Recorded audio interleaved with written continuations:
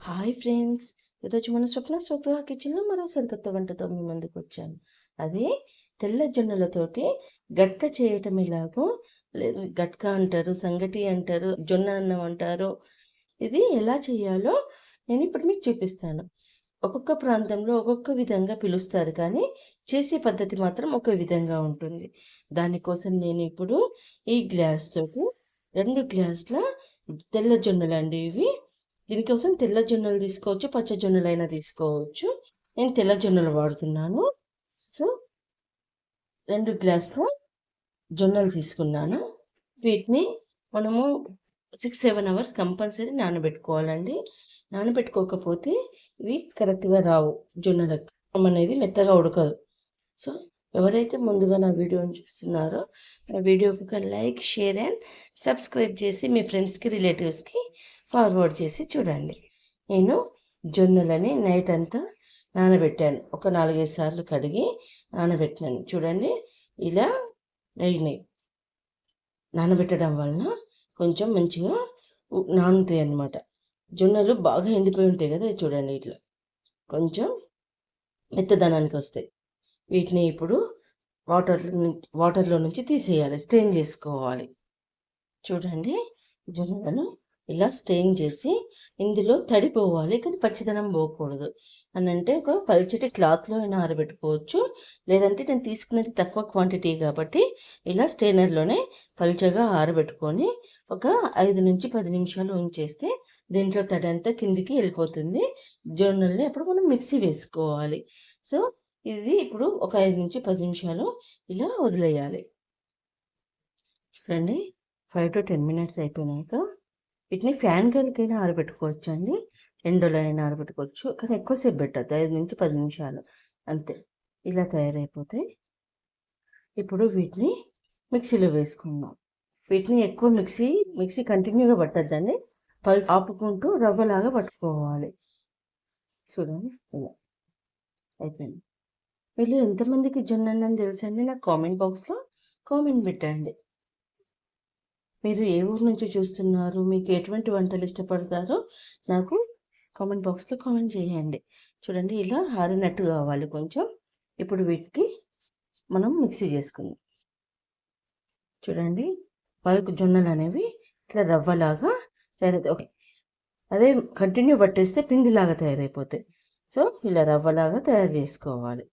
చూడండి ఎంత చక్కగా ఇట్లా రవ్వలాగా తయారైపోయిందో. ఇప్పుడు దీన్ని కుక్కర్‌లో వేసుకోవాలి.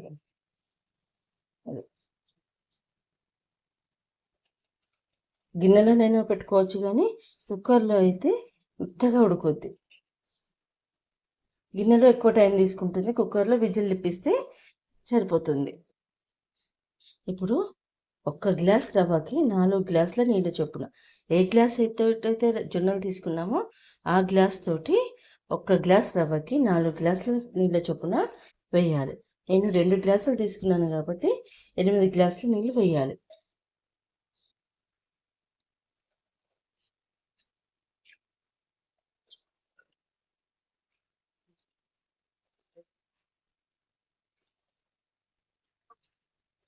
ఎన్ 8 గ్లాసుల నీళ్లు వేసేసి దీన్ని ఇప్పుడు కుక్కర్ మూత పెట్టేయాలి.